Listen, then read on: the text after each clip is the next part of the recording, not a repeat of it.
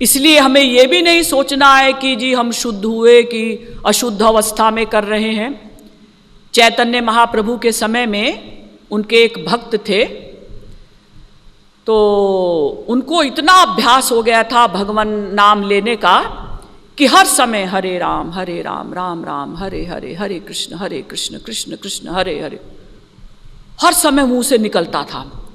तो जब वो लघु शंका के लिए जाएं तो ऐसे एक हाथ से मुंह को पकड़ लें कि कहीं हरे राम ना निकल जाए, भाई इस समय हम लघु शंका कर रहे हैं। क्योंकि पंडित जी ने बताया था कि भाई गंदी अवस्था में भगवान का नाम नहीं लेना चाहिए। पंडित लोग ऐसी बातें बता देते हैं। तो किसी ने जाकर, सत्संगी ने चैतन्य महाप्रभु से कहा कि महाराज, आपका जो वो अमुक भक्त है ना, वो जब लघु शंका करता है तो एक हाथ से अपने मुंह को ऐसे बंद कर लेता है। तो चैतन्य महाप्रभु ने उसको बुलाया और पूछा, तुम ऐसा क्यों करते हो? उसने कहा, महाराज जी, मैंने सुना है कि भगवान का नाम शुद्ध अवस्था में ही लेना चाहिए, तो इसलिए मैं लघु शंका के समय मुंह को बंद कर लेता हूं। मुझे इतना अभ्यास हो गया है कि हर समय हरे राम निकलता ही रहता है। चैतन्य महाप्रभु ने कहा, किसने तुमसे कहा कि ऐसा करो? अरे भगवान तो सदा शुद्ध हैं। अगर तुम गंगा जी में कुल्ला करते हो तो क्या गंगा जी अशुद्ध हो जाती है? बल्कि आपका कुल्ला भी गंगा जी बन जाता है। शुभ अरु अशुभ सलिल सब बहई, सुर सरी को अपुनीत न कहई। समरथ कहूँ नहीं दोष गुसाई, रवि पावक सुर सरी की नाई। गंगा जी, अग्नि और सूर्य सदा शुद्ध रहते हैं। फिर भगवान तो शुद्ध के भी शुद्ध पर्सनैलिटी है, इसलिए किसी भी अवस्था में आप भगवान का नाम लीजिए। पद्म पुराण में कहा गया, न देश नियमस तस्मिन न काल नियमस तथा नोच्छिष्टादौ निषेधोस्ति श्री हरेर नामनि लुब्धके। जो भगवान के नाम का लोभी है, क्या मतलब जो भगवान के नाम से प्यार करता है, श्री हरेर नाम निलुब्धके, मतलब जो भगवान के नाम का लोभी है, न देश नियमस तस्मिन, उसके लिए देश यानी स्थान का कोई नियम नहीं कि पूजा घर में बैठकर ही हम भगवान का नाम लेंगे। नहीं, लैट्रिन में बैठकर लो, बाथरूम में लो, ट्रेन से कहीं जा रहे हैं ट्रेन में लो, हर समय लेना है, स्मरण हर समय करना है। तो न देश नियमस तस्मिन न काल नियमस तथा, काल का भी कोई नियम नहीं कि सवेरे लो, कि दोपहर में ले, कि शाम को ले, कि रात को 2 बजे ले। जब फ्री हो तभी लो। रात को 2 बजे आंख खुल गई, नींद नहीं आ रही है, बैठ जाओ, भगवान का नाम लो, धीरे धीरे ध्यान करो, स्मरण करो। जरूरी नहीं है कि ब्रश करेंगे, पहले नहाएंगे रात को 2 बजे।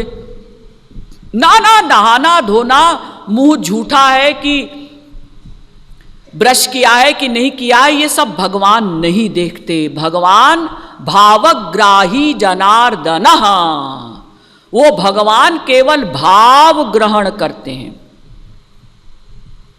वो केवल हमारा स्मरण, चिंतन, मनसा, प्रेम नोट करते हैं। शरीर की कोई क्रिया भगवान नोट नहीं करते।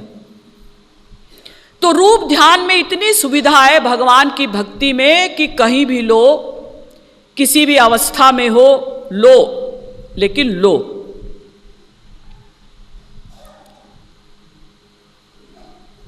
एक बात और करनी है कि उनके प्रेम में आंसू भी आने चाहिए। और आंसू बहुत से लोगों को नहीं आते, महाराज जी के तो सत्संगियों को करीब करीब सभी को आते हैं, लेकिन और संस्थाओं में जहां पर संत महात्मा नहीं बताते हैं कि भाई रूप ध्यान कंपलसरी है, आंसू कंपलसरी हैं, तो वो तो बस केवल ऐसे ही नाम जपते रहते हैं, माला फेरते रहते हैं। लेकिन आंसू जो नहीं आते किसी के भी, उसका कारण है अहंकार। इसीलिए चैतन्य महाप्रभु ने कहा कि तृणादपि सुनीचेन तरोरपि सहिष्णुना अमानिना मानदेन कीर्तनीयः सदा हरिः। तृणादपि सुनीचेन, अपने को तिनके से भी छोटा समझो। तिनका, घास, वो ऐसे लहरा रही है, घास बड़ी खुश है, आप उसके ऊपर चले, बेचारी दब गई, कुछ बोलती नहीं। फिर थोड़ी देर बाद वो फिर उठी, लहराने लगी हवा के साथ, फिर आप चले, फिर दब गई, गुस्सा नहीं करती। तृणादपि सुनीचेन तरोरपि सहिष्णुना, वृक्ष से भी अधिक सहनशील बनो। जैसे वृक्ष है, उसमें फल लगा है, आपको फल चाहिए, तो आप क्या करते हैं? पेड़ से प्रार्थना थोड़ी करते हैं, हे पेड़ हमको वो फल दे दो ना, आप पत्थर मारते हैं उसको, तो भी वो फल दे देता है, गुस्सा नहीं करता। जो पत्थर मारता है उसी को वो फल दे देता है, इतना सहनशील। और अमानिना मान देना, जो सम्मान देने योग्य नहीं है, आपसे छोटे हैं, उम्र में छोटे हैं, पोस्ट में छोटे हैं, और विद्वत्ता में छोटे हैं, सुंदरता में छोटे हैं, किसी भी चीज में आपसे कम हैं, उनको भी सम्मान दो और अपने सम्मान की इच्छा न रखो, तो भक्ति मार्ग में स्पीड से आगे बढ़ोगे। भक्ति की आधारशिला है सहनशीलता, नम्रता, दीनता।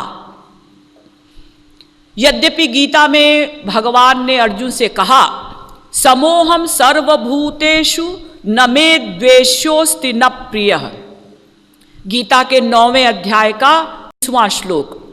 अर्जुन, मैं समदर्शी हूं, न मेरा कोई दोस्त है न कोई दुश्मन है। नारद जी कहते हैं ऐसा नहीं, ये तो भगवान ने ऐसे ही कह दिया। भगवान का एक दोस्त भी है, एक दुश्मन भी है। कौन? ईश्वरस्याभिमान द्वेषित्वात् दैन्य प्रियत्वात् च, नारद भक्ति सूत्र। भगवान का दुश्मन है अहंकार।